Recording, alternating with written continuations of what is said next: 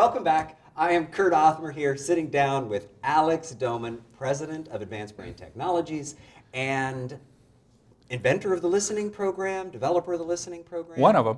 One of them? Yeah. Well, you have 3 generations of history in the listening program. And before we go into that, I have to say, you know, the listening program, my mom sort of accepts very few things into her clinic, right? And everybody comes to my mom and says, you know, do this, and buy this thing, and try that thing, and, you know, and there's very few things where she says, this definitively works, this is successful, it helps clients, this makes a difference. And the listening program was absolutely one of those things. And we've offered it here for years and years. I want to say well over 10 years. Oh, yeah. And then you guys have also great stuff, Brain Builder and a whole bunch of other things that I really, really love.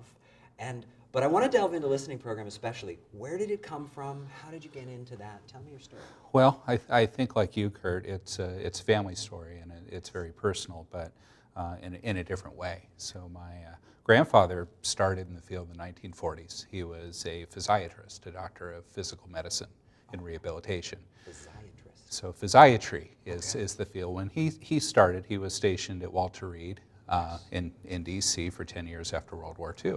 And he was doing rehab of injured veterans. So we actually started with injured veterans and doing brain injury rehabilitation. So that's what Granddad did. And he had a brother, Glenn, who was a physical therapist, and they worked in practice together, and had a mentor, which was Dr. Temple Fay.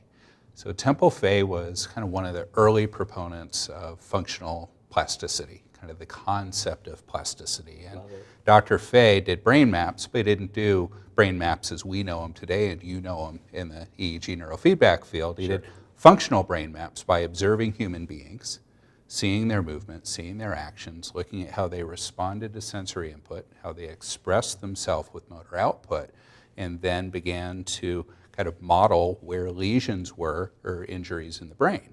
And then working with my granddad and his brother and a large team for years and years developed a methodology of evaluation that led to something called the developmental profile.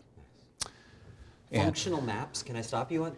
Yeah. So they would have people do exercises and kind of map out on a piece of paper of like, this is where your deficits are, maybe there's a brain lesion, maybe there's a... Is it pons, is it midbrain, you know, is it cortex, and where based on the sensory channel or the output, motor output channel, That's really cool. And so that was sort of symptoms. I mean, they're following how the person's moving and functioning and interacting in the world and getting a chart of them symptom-based where they are. And that led to the development of... So that led to the development of a motor-based rehab program that became known as the Doman-Indelicato method. And educational psychologist Carl Delicato had joined the team, worked with Granddad and Glenn, and after Faye had left the work.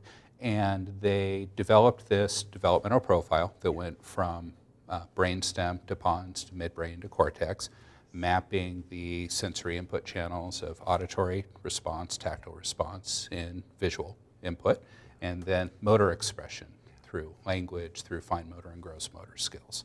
So we have this chart. And they were influencing those through sort of movement or? Through movement. So on this chart, they would assess based on the functional assessment what areas of the brain were neurologically disorganized and which were organized. And then that's where you determined where you went to work. And then they developed a system of what they called repatterning of the brain. So it would retrain the brain based on a model of neuroplasticity, based on doing certain exercises with specific frequency, intensity, and duration, right? So repetition in order to produce change. And that became kind of the foundation of the family work, starting with adult rehab, but then working with kids. Working with kids with organic and traumatic brain injury, with different developmental disorders on the autism spectrum, Down syndrome, kind of name a label across the board. And that really became the focus of the family work going through the 50s and the 60s and on to today. And I noticed you guys just came out with like a movement product. There's a thing you guys just launched, which must be associated with that, if I'm guessing, right? Well, the principles of which, right? So, you know, if we think about how the human brain is organized, you know, we first organize ourselves and get oriented in the world through movement. So movement is very foundational to all higher level processing. And so, movement has been associated with our family's work since day one because that's the basis. And a lot of people would ask us, why don't you have movement with a listening program? Yeah.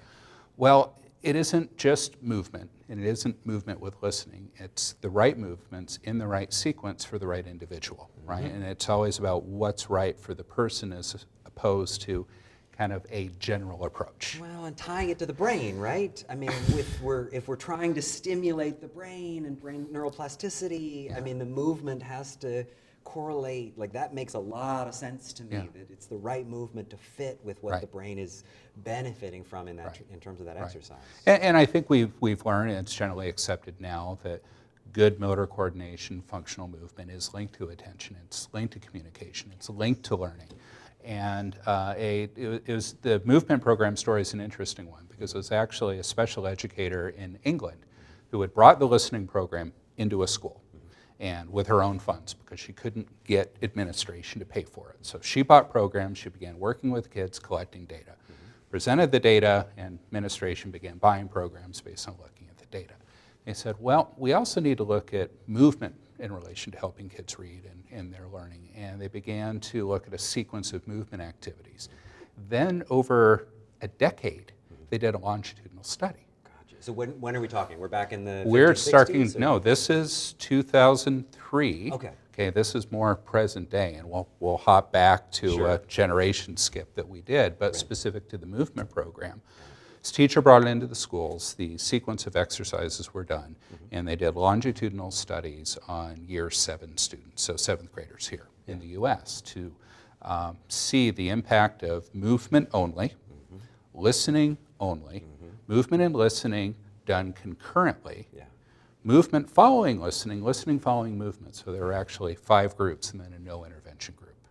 So it was really fascinating to see the outcomes of that. And the outcomes were that the students did well in all paradigms, but specifically the group that did listening before movement therapies benefited the most. So kind of saw that developmental progression there. So back to the history, how did the movement then get into listening?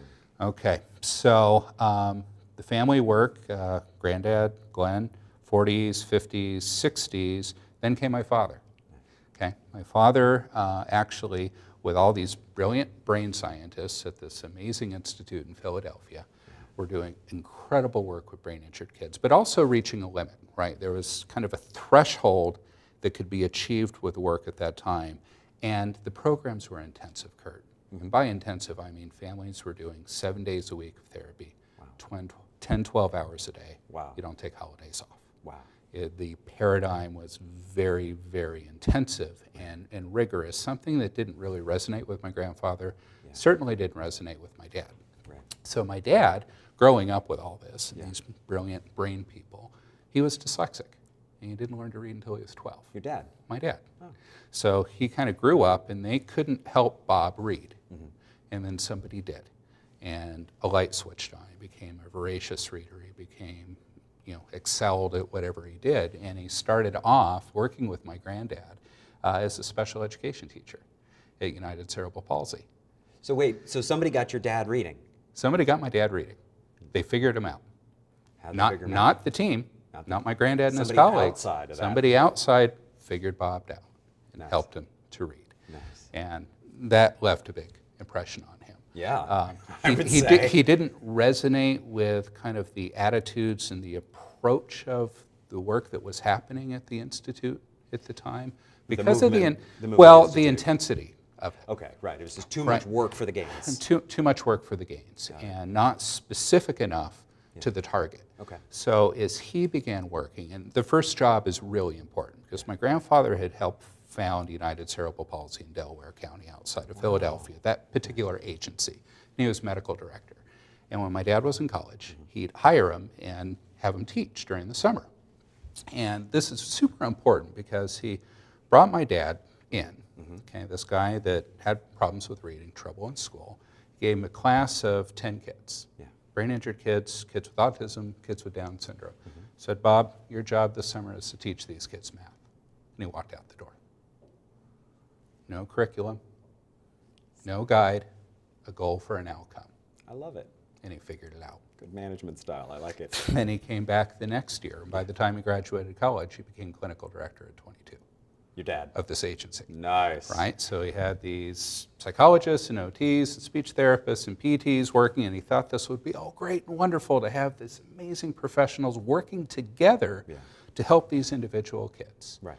The challenge he ran into is that each therapist worked in complete autonomy from each other, and they weren't teaming together. Yeah. And he had his most success when in the summers, the therapist went out, not to degrade the therapist, but just the training for the goal, and brought in high school kids. And again, told them, this is your objective with this child. High school kids as therapists, just with an outcome, no With instruction. outcome-based, no instruction, or some instruction, Yeah. but outcome-based. No limitation, no preconceived notion about what can a child with Down syndrome achieve. What can an autistic child do? Just let's get them to where we're trying to go. I love it. I love it. Yeah.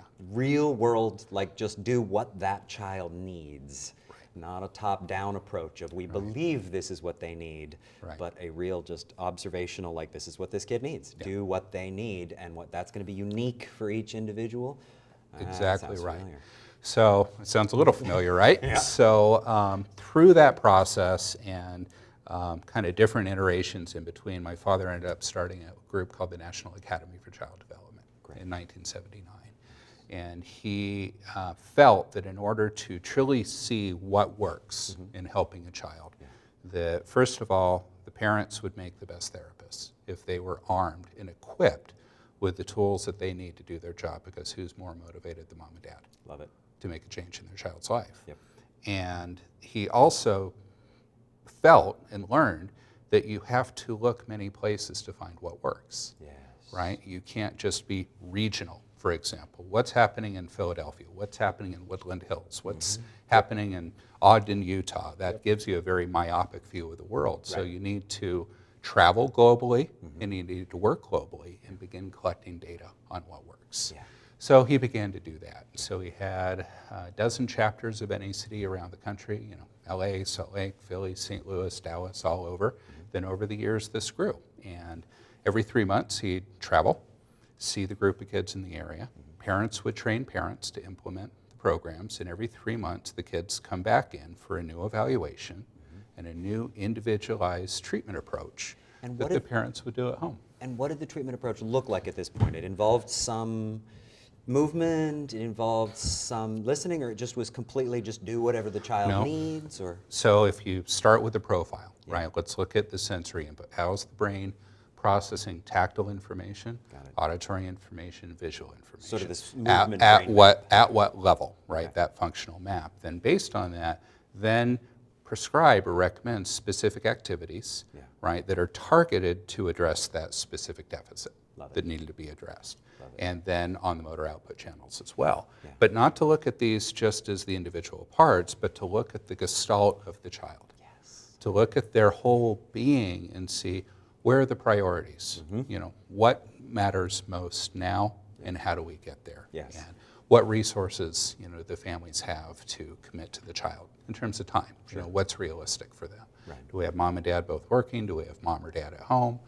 Can other people come in and help? So how do we prioritize based on what's available and get the whole family involved, and also be part of the process and not just solely focused on that child, but look at the family's role in the child's development as well, and their role in the family and in the community. Because often what happens is we become so focused on a child with special needs that we don't look at them as a contributing family and community member. Yes. So that becomes a very interesting The designated patient. component. Yeah. Yes. Right. Absolutely. So he continues to do that work of NACD. Your dad? Today. Nice. Right. So started in '79. We're now 2017. And he Way to spends go. most of his days seeing clients Yeah. and working with his team to develop programs. And I think they've worked now about 45,000 children. And when you start to work in those kind of numbers, you get a different kind of perspective. So, if somebody's, a practitioner has worked maybe with 10 kids with autism, autism begins to look like what those 10 kids look like. Ah, yes. You work with thousands with a diagnosis. There is no Yep. true commonality. It is very individual in terms of how you see it. And you see the potential of what can be rather than the limits of what you perceive can't be, Right. which I think is the most important thing in terms of our attitude toward the client, how we approach it. Well, it allows the individual to emerge, right? It's the Right. error of small n. You have a small population, and it's right, everybody looks like that population. Yeah. And what do they have in common? Okay, it must be true for the whole world. And no, it's that 11th child who shows up is the one that breaks Yeah. the mold, and now you've got a whole unique individual to work with. Absolutely. So he did this amazing work. He's still doing it today. So he's still basically in that same track. He's in that exact track. Nice. So we have the movement, this mapping of the movement, and we've got the movement therapy, and then that gave rise to him leaving, essentially, and finding help for his own dyslexia? Well, was that related to that? he never joined.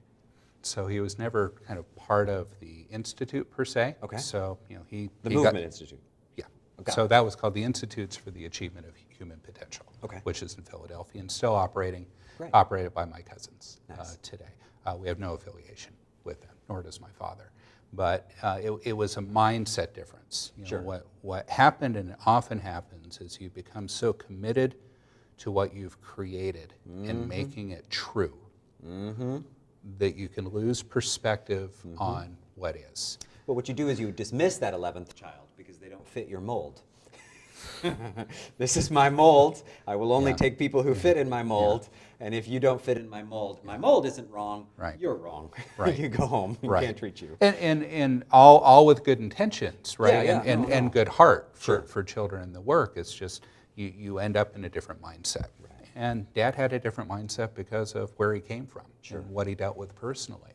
So he was one of those kids. Yeah. And as one of those kids, seeking for himself to find what works, he committed himself to helping others. And through the work of NACD, they employ thousands of techniques. Yeah.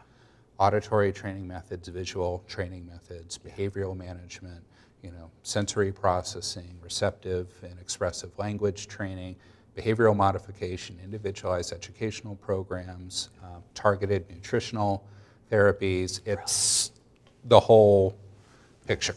Nice. Yeah. That's brilliant. That's the model, right? The whole picture, dealing holistically, dealing with the whole picture, moving these folks forward. So how did that then lead to the listening program? So over the course of finding what works, my father was living in Barcelona, and this was in the early 70s. Yeah. And he heard about an auditory therapy in Madrid. And some of his clients were going to Madrid to receive this therapy, which was the Tomatis method. Well, he went to Madrid, observed what was happening there, saw some promise, began referring clients there. Then at the time began referring clients directly to Dr. Alfred Tomatis in Paris at his own practice. And then made some attempts to bring that Tomatis therapy, this is early 70s, to the US, was unsuccessful. So then had US families who had the means, right? This is a large commitment for a family to do that kind of auditory intervention in clinic. They'd fly to Paris for treatment. Yep. Okay, which meant 2 or 3 months of living expenses, of not of not working, and of paying for the therapy. So very few families had access to this. And then Paul Medall opened a center in Toronto, Canada, began referring patients there, and then something interesting happened.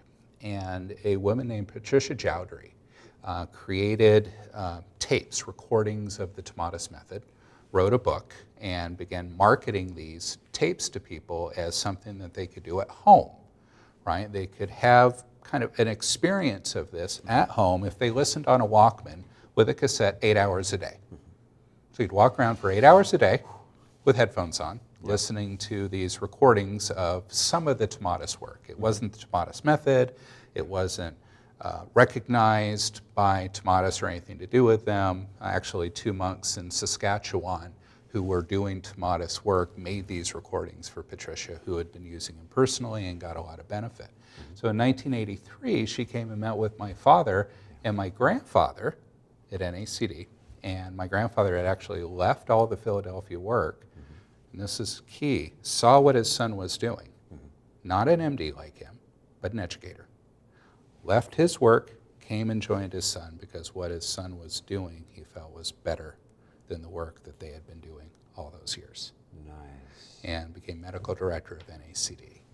And at that time, Patricia met with them, and they began trying this with clients. Yeah. And they were able to have hundreds of clients try these tapes, and they had some impact. And they had already done different kinds of auditory interventions with kids. And, you know, when I was a little kid, right, as a baby, I had all kinds of auditory stimulation. Lots of Bach was played in the house, and I remember my dad had sound effects LPs, vinyl records, right? Yeah. And would play the vinyl records with different sound effects to get me adjusted to different sounds in my environment from the time I was a little guy. So the auditory input had always been a really important piece to the work. So they were using the Jowdry work for many, many years, and it was something home-based, and families didn't have to go to Toronto or they didn't have to go to Paris. So, you know, it's more accessible, and we're always trying to make things more accessible. And then Dr. Guy Berard, developer of auditory integration training, brought the Berard method to the U.S. in the 90s, in the very early 90s. Berard had been a patient at Tomatis's, had benefited from his work, put his own spin on what he thought would be correct as a French ENT. They were both ENTs in France.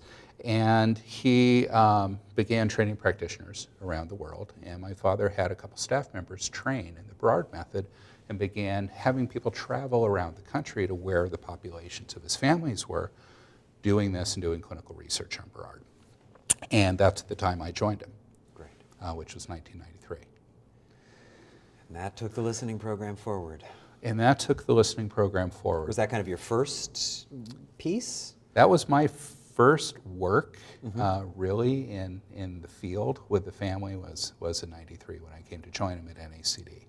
And my job was really to investigate these auditory therapies and to develop, clinically research them and refine them for the families. And in that time, we found another method in Germany, Simona sound therapy, Ingo Steinbach. In 94 and 95, I flew to the UK, spent a week training with Ingo, brought it back, began researching with our clients.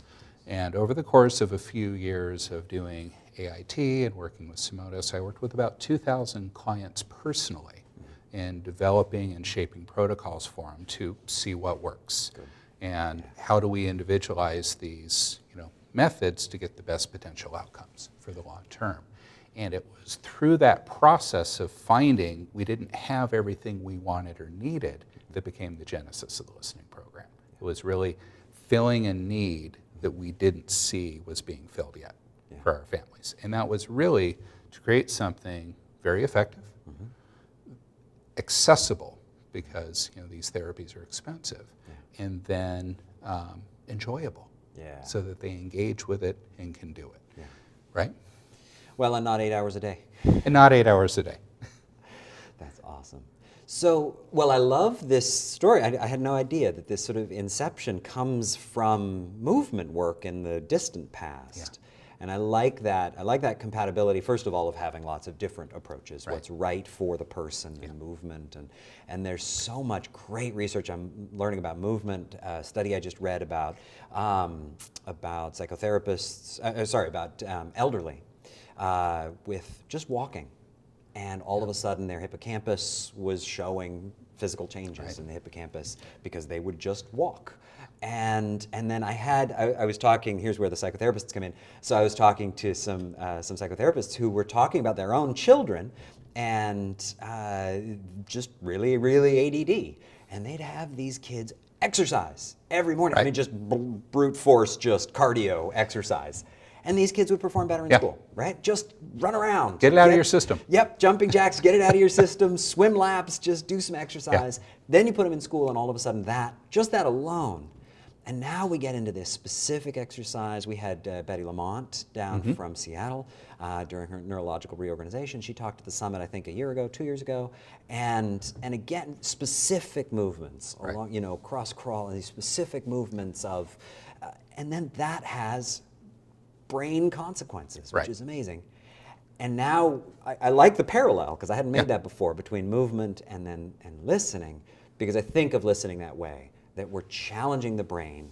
I also love the research about musicians actually getting a benefit from making music yourself, being a musician, playing in time and in coordination with your other musicians. This whole coordination and timing and is so, it's so relevant. So you tapped into that, and then the listening program has really evolved over the years. As it should. I hope so. Yeah, right. Yeah, I mean, we started the listening program. The genesis of anything is always interesting. Yeah. We were saying, okay, we're why you're here. going to create a new auditory method. Yeah. What are we going to do different, and why are we going to do it differently? Yeah. What works? What do we feel or observe as working, and where can we improve upon things? Yes. To honor the work that preceded us, and to stand on the shoulders of those that stood before us, to try to move the field forward. Perfect. So my interest is always in scalability, right? How do I impact more lives in the short time that I have here? Love it. And that means that I made a conscious choice not to do the one-on-one work, that I really wanted to create programs that could be used by many people. So in creating the listening program, we did something unique. We chose a professional team. So we had physicians, speech pathologists, psychologists, musicians, music producers, all collaborate and work as a team to have the arts and the sciences come together to create a beautiful program that would be easy to do. Having worked with about 2,000 families with these auditory programs, I found ways in which to help them manage this and keep doing it. Because if you don't do it, it doesn't work, right? So how do we achieve the minimum effective dose? If Tomatis is 2 hours per treatment session, and Berard is 30 minutes per treatment session, and Jowdry is 8 hours per treatment session, how do we make a more effective program that we can do more in less time? Yeah. So we really focused on that, and what were the components that would allow us to achieve that? One of them would be, and was, to create original music.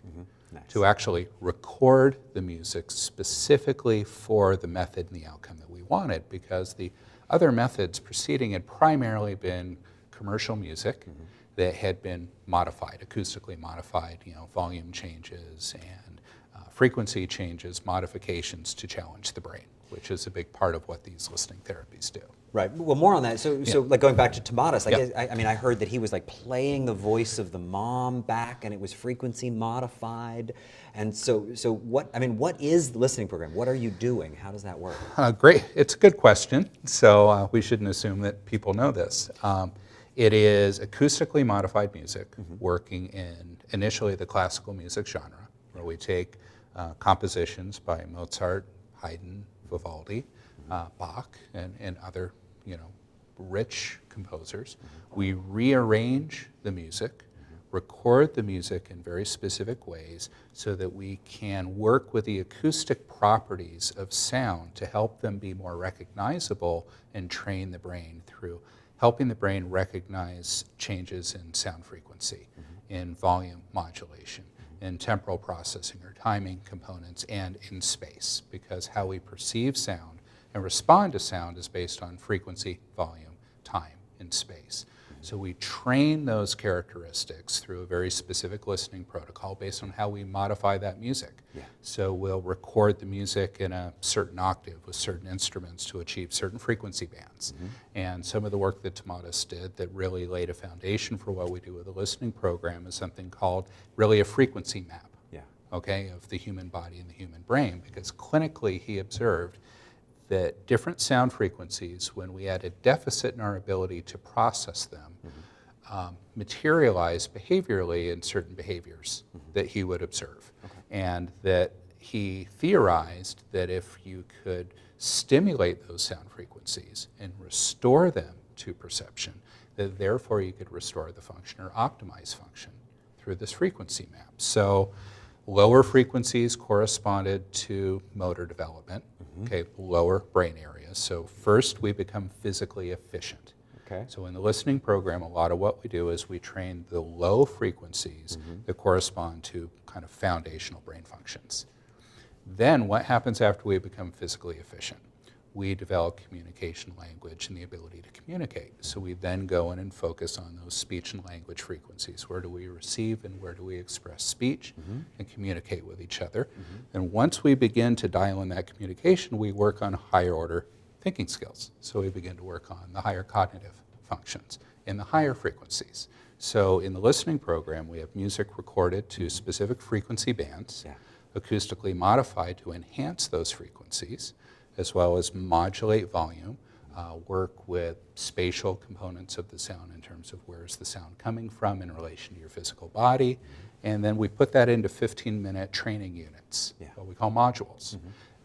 And this was an important element because one of the things we are observing in the work before is, and this will resonate with you, that often the intervention that was designed to prevent or treat something caused it. And this is what's critical. What I began observing is that a lot of kids were going into fight, flight, stress responses when they were undergoing therapy. Right. Okay? Because you're digging in the wound. You're digging in the wound, Okay. and you're digging too deep, and you're digging too fast, and you're not preparing the child for it. You're not doing anything to help them integrate after you've done your digging. Right. Right. So the intensity of the stimulus and the duration of the stimulus is so great that you can put a child into a sensory shutdown. Yeah. Behaviorally, they would act out, they would shut down, they would go to sleep, they would have avoidance behaviors. And I remember, I was young when I started doing this, and Dad, when I'm doing these therapies, do so many of these kids have to go to the bathroom? He just started laughing, and he said, avoidance behavior. Yeah. Right? Yep. I had these little kids who were like, I really got to go. Yeah. I got to take these headphones off. They had to pee a lot. Well, Yeah. truth was, they just couldn't handle what was happening. Well, and didn't have the language to tell you that. And didn't have the language, so that was a natural way out. So, or they'd scream or whatever happened. And this was a small portion of kids, but some had this reactivity, and it was really a concern to me. Yeah. So we began to modify the protocols of the methods that we were using to try to prevent that once we understood what was happening, or I understood what was happening. So we built that safeguard into the listening program because this was an important distinction. We weren't doing a clinical method with a clinician working one-on-one with a client. We were developing a method, putting it on compact discs with a handbook, handing it to a parent, and then having a provider consult them as they did it at home, but they're not there hands-on. Right. So we had to first make it safe. Yeah. Right? So in a lot of the scenarios, okay, if they completely misuse this protocol, what's the worst case example and what can happen? Yeah. And we did a lot of experimenting to try to see what were the worst possible outcomes behaviorally that would result from misuse. And we really dialed in a very safe protocol that we felt comfortable, even if you did it wildly wrong, you do no harm. So that initial program was 8 CDs with a handbook and a pair of air conduction headphones, and a provider worked with you to do an 8-week protocol, 15 or 30 minutes a day for 8 to 16 weeks. And that was the initial program. Nice. Then a researcher said, well, what happens if we double the protocol? Well, we saw very interesting outcomes when the protocols were repeated. And then as practitioners, we train practitioners to do the work as you do at EEG. Interesting, better results. Interesting, better results by doubling it, and then modifying the protocol in different unique ways. And we began kind of taking this feedback, saying, well, what if we had this? Yeah. Or what if we had this? So we began responding to the practitioners and developing new tools. And what's happened is over the years, the listening program was first made available in '99. We're now in 2017. There's been many iterations, and we've moved past that original program, but we are still built on the same principles and foundation of what's there. It's just grown and changed in the right ways. So who benefits? Who's it for? Well, you could benefit. I've done it. Yeah, I've done a lot of listening program, and yes. I use it. We use it in our family. Initially, we developed it to help kids with special needs, kids with neurodevelopmental issues, because it was for people seeking solutions, for parents seeking solutions for their kids. That was one of the problems we were trying to solve. How do we have an inexpensive, effective, home-based auditory therapy? That was the objective. So when we first started training providers, and I remember this, we did our first course at Cambridge University. And it was wonderful. We're at Peterhouse College, the oldest college at Cambridge in the UK. Nice. We had practitioners come in from 8 countries, and we did back-to-back courses. We trained 90 people in 4 days. Nice. And it was just this amazing experience to think, this new method, all these people came in to be a part of. Yeah. And I think they were mainly curious about what it is we were doing. But through that experience of training those people, we learned a lot about their application of what they were doing with it and modified it continually in response to their feedback. So what we have today has evolved out of a lot of necessity and technological opportunity, right? So initially we were on compact disc. Well, Sony stopped making Discman. Yeah. All right. Compact disc? What's Compact that? disc, right? CDs. So what do we do now? Oh, Steve Jobs created this thing called an iPod. That's pretty slick. Let's move to an iPod. And what's going to come after the iPod? Well, we're going to stop using media players. We're going to go to our phones, and everything needs to be streamed. So we built a streaming platform. Oh, cool. So people can have preloaded digital media players with the technology on it, or they can have a subscription with a streaming solution that they can access the listening program through. And as we're talking about who it's for, those early practitioners were very diverse.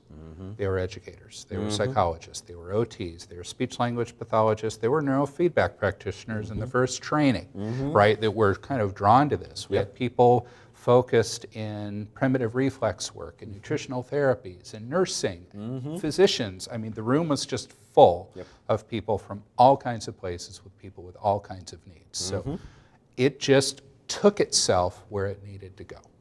It's never been an agenda that we've pushed. What we try to do is create a program that can fit into a practice and fit into an individual's life for the age and stage of their need at that moment.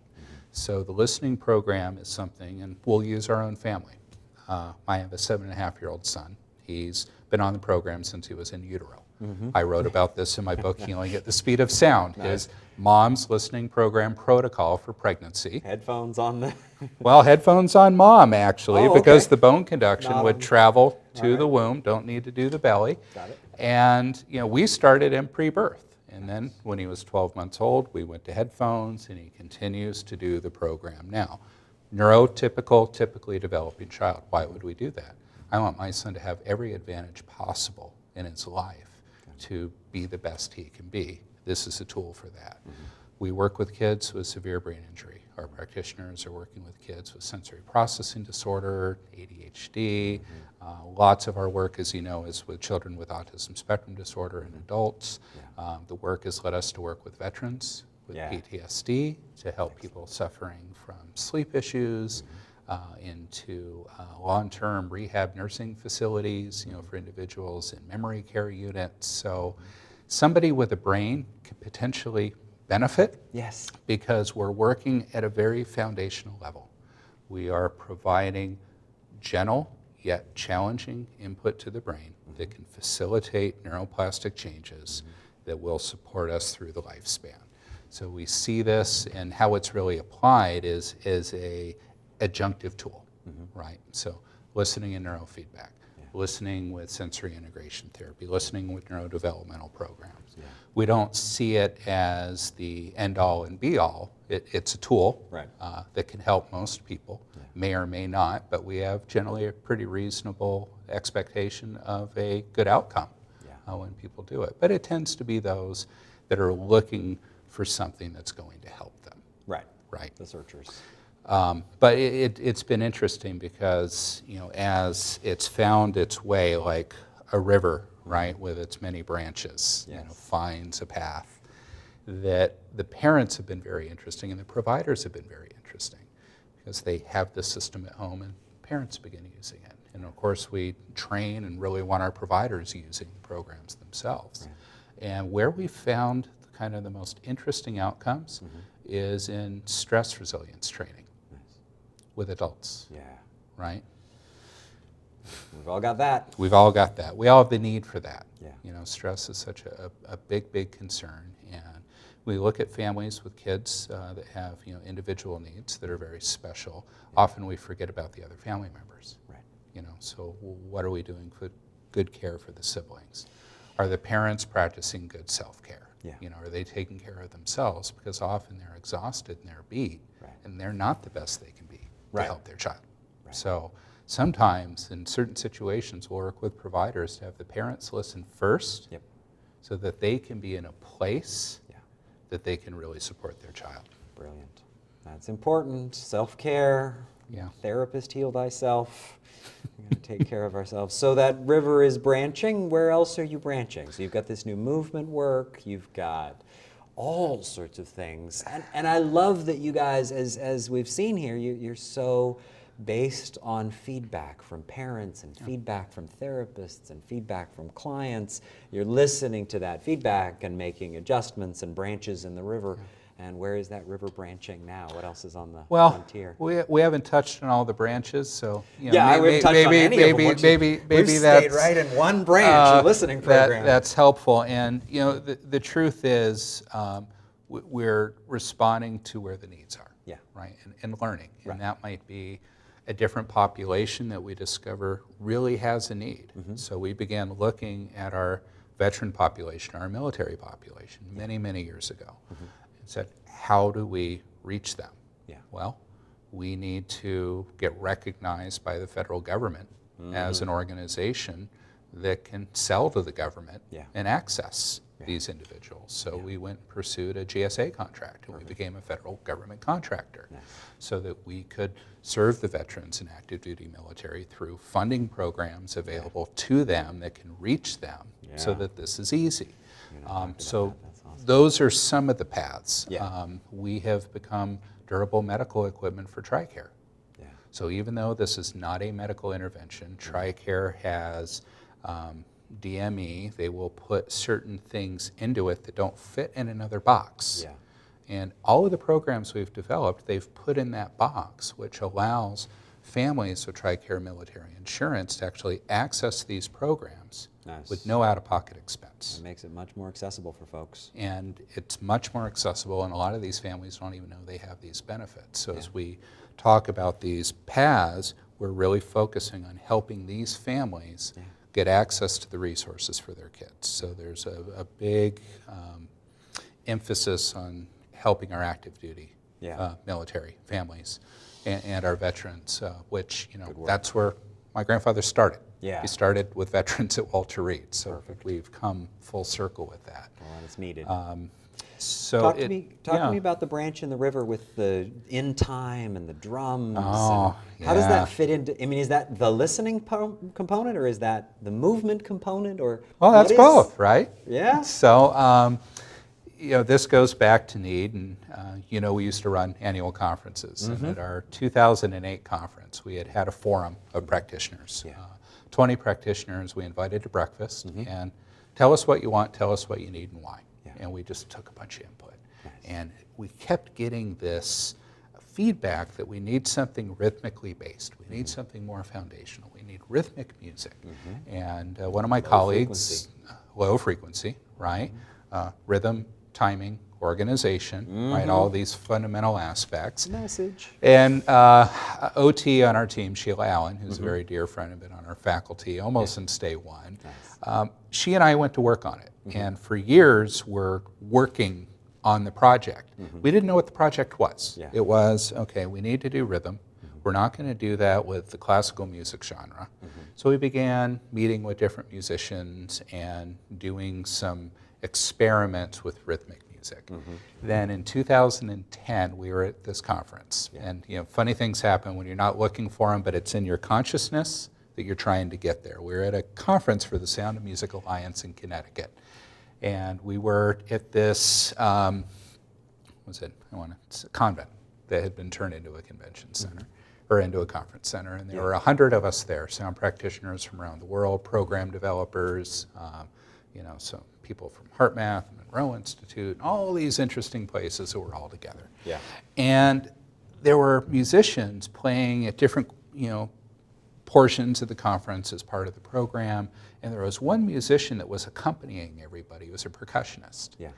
And Sheila and I were just really attuning to this guy, and we both came together and said, we think we found it. Yeah. Yeah. And we began talking to him. And, Nacho Armani, right? Nacho. And Nacho made every other artist play better as he accompanied them. And we got talking to him about the concept and about our project, and he happened to have just moved from Madrid to Brooklyn. Sheila's clinic was in Chatham, New Jersey, so in driving distance, and Nacho began going to her clinic, observing kids and then doing drumming with kids while she was doing sensory integration therapies, and kind of learning and seeing the call and response and the interaction with the kids in response to the rhythm.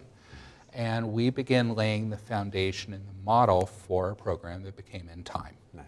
And for 3 years, Sheila, Nacho, and I worked on this project in which Nacho composed and recorded, using over 100 different instruments, a rhythmically based listening program in the world music genre. Where everything that we did in acoustic modification was done in composition and performance, not in post-production techniques. So a truly kind of organic process of frequency training, tempo, timing, rhythmic training, and different meters. Well, because he can be so selective with his bowls and drums and so forth, and what frequencies they're playing. And well, you bring up something interesting there, because he had an idea of what frequencies he was playing, but he didn't know what frequencies he was playing. So part of our project, for 3 days, our team went to the studio. And we recorded him playing every single instrument.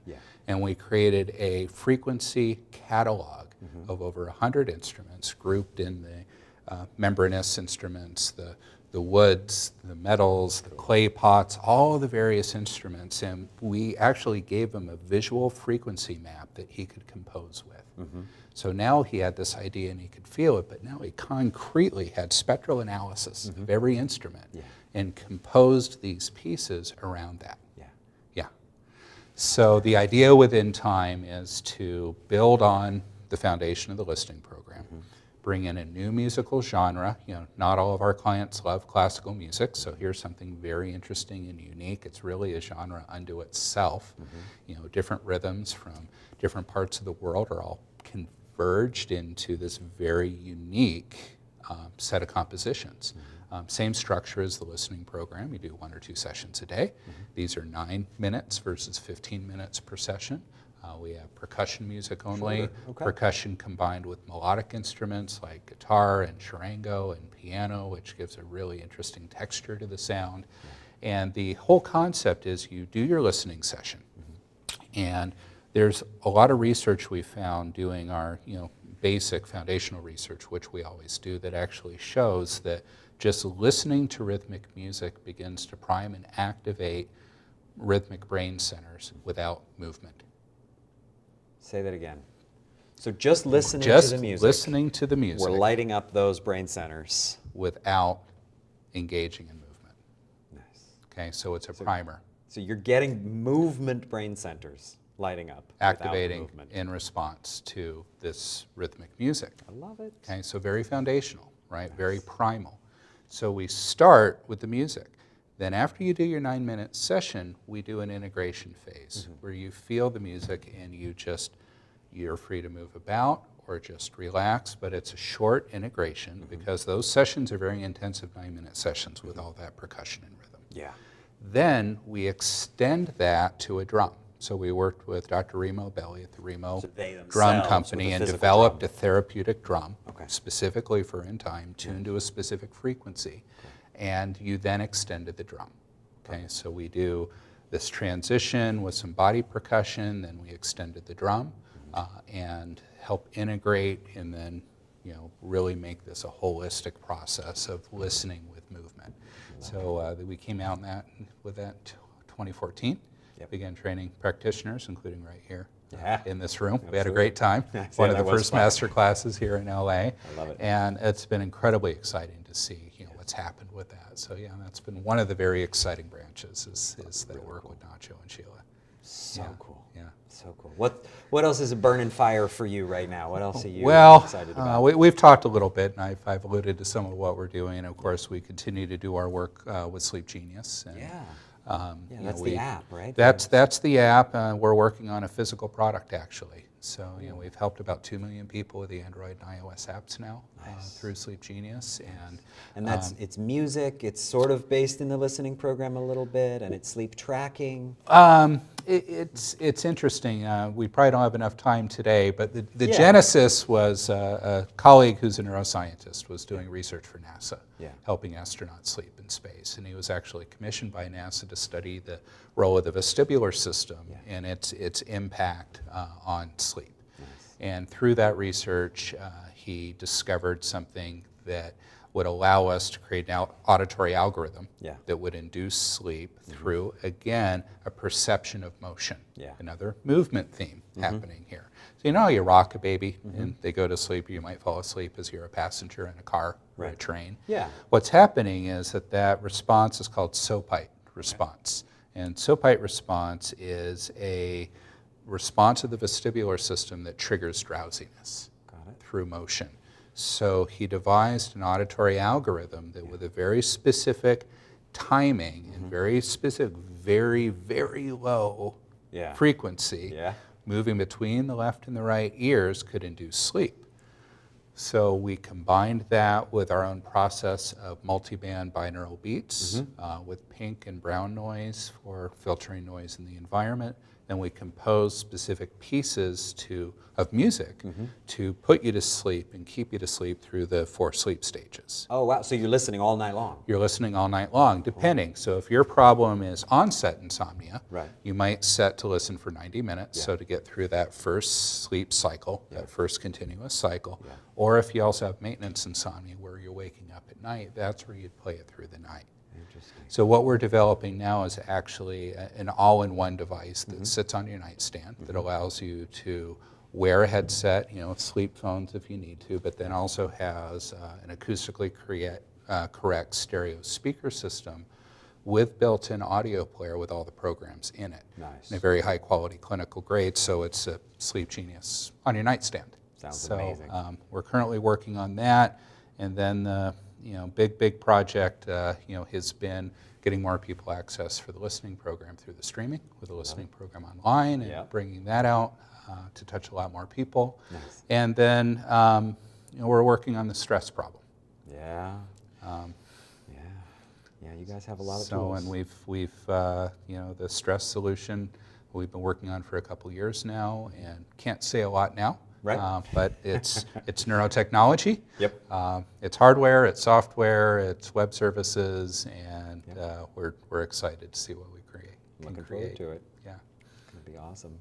So if therapists want to find out if they want to invest time and energy into learning about listening program and offering this for their folks, is it a big time investment to offer this after they've learned how to do it? Are they? Well, I think it's relative. If the practitioner wants to learn about the listening program, we've got webinars they can watch to get a little more orientation on our website. They can train in live courses. They can train online on the training platform. But they can become certified in a weekend and get their foundational training. And then we have specialized training. You want to do an additional certification in time once you've done your foundation with the listening program, that's there for you. You want to train to offer the movement program, there's separate training for that. So everything can be done digitally, on demand, online, or through a live training. So it's a sufficient amount of time because we've really created tools that are systematic. So we're really teaching you the background, the theory, and how you implement and modify the system. But it's really easy to do. So we don't need to spend a lot of time digging in. But like you've done here at EEG Info, we've got a great team that works and supports with the practitioners. So once they begin working with themselves, with the programs, or with clients, we've got a support team that helps them grow and develop with that work. Nice. And I think you have a book? Yeah. Actually, few I years actually was old listening now. to the podcast I listen to all the time. Like every day I listen to Marketplace, Yeah. Kai Ryssdal, and I'm just, making breakfast and playing my podcast from my phone. And he's like, oh, next we've got Alex Doman talking about his book, Healing at the Speed of Sound. And I was like, what the hell? Wait, what? Am I awake? What universe am I in? Yeah, my buddy Kai. Alex is not in my breakfast. I'm confused. What's happening? Yeah, that was actually funny. So Healing at the Speed of Sound, I Yeah. wrote with Don Campbell, Yes. who did the Mozart Effect. And it's really one of kind of the fathers of our field in many, many ways. We did that in 2011, and the paperback came out, and we did the ebooks and the enhanced ebooks and the audiobooks, and it's been fantastic. And I remember, as the publisher's PR team is, what do you know? Well, Don's got this interview, and you've got this interview. We ended up, I think, with 3 NPR interviews total Nice. when the book launched. Well done. And I got Kai Ryssdal on Yeah. Marketplace. Yeah. Right? So fly to New York thinking I'm going to be in studio with Kai. Well, Yeah. Kai's in studio LA, yeah. in LA. So that was the first error. Hey, whoops. Then I walked into the NPR studios, and they literally put me into a cell, right? Just a cinder block Good sound cell isolation. about 8 by 8 feet, and I'm Yep. staring at a wall with a microphone with headphones, Yep. and then comes on Kai. Yep. Yeah, and we did our interview, and I remember he gave me a really hard time about the music I was listening to at the time. He said, so Alex, what are you listening to right now? I said, well, I'm listening to Adele. It's like, well, everyone's listening to Adele. So, well, that's because she's good, Kai. It was just, he always has to challenge you Yes. just a little bit. He's going to dominate as the anchor. Oh, yeah, yeah. Be the So, guy in charge. yeah, that was, I had my perception of what that interview would be like, and then the reality. And I think that 8 minutes flew by in about 10 seconds. Well, right. The minutes I heard were phenomenal. And, Well, thanks. And you did the whole field, all of us involved in this field. You did us all a good service there. Wow. So that was excellent. We of you. try. Yeah. So Healing at Speed of Sound is book, and people can find more about your website, ABT, Advanced Brain Technologies. AdvancedBrain.com. So Very cool. AdvancedBrain.com, they can find all of the branches Yeah. off that site, to sleep, to movement, and everything else. Oh, and I love some of the themes that we covered. Low frequencies, which for some reason are working for us, right? And like you, we've arrived there because they work, not because we had some theoretical, view from the stars that this is what the brain needs. It was more of a but it's working. Now we can put theories over Right. why does it work, but it just works. So we're at low frequencies, which again we find are more calming and stabilizing, but Right. more, you talked about low frequencies being more physical, more stabilizing, if I remember correctly. Well, it's two. So we're talking about lower centers in the brain, Yeah. but we're also talking about autonomic Yeah. nervous system regulation. So what we really find with the low frequencies is they help regulate the ANS, right? So we find that this is a calming, stable home, a ground. And I remember, we talk about this, are we conceptualizing and trying to get someplace, or do we naturally discover it? Yeah. And I remember the conversation when you and I, and maybe you, Sue and I, were talking and had realized that we were on this low frequency track in parallel Yes. with no conversation. Right. We both arrived there Yes. at the same time, Yes. but working right at different frequency levels in the brain, but still in that low frequency paradigm. Well, because it's true. Yeah. Interdependent roads to something that is just fundamentally true, and Right. people arrive there. I mean, that's the right story. Beautiful. So we can get there, movement and sound and neurofeedback and it all, and then finding the right mix for the right client. And Right. the right. So it's been a good compliment, and my mom finds it complimentary, right? So she's using, the listening program when that's the right thing, and then the neurofeedback adds something. So it's not a replacement for. There are Right. different avenues Right. going through different channels to somewhat the same ends. We're sometimes after the same ends, but we're getting there very different ways and getting different results, and the two usually work very, very Right. well together. Yeah. And that's something my mom has found and has been really true. It's been great. Well, thank you, Alex. Thank you, Kurt. This has actually been Yeah. really phenomenal, Yeah. more than I expected. It was really great. Thank you so much. Thanks, Appreciate my it. friend.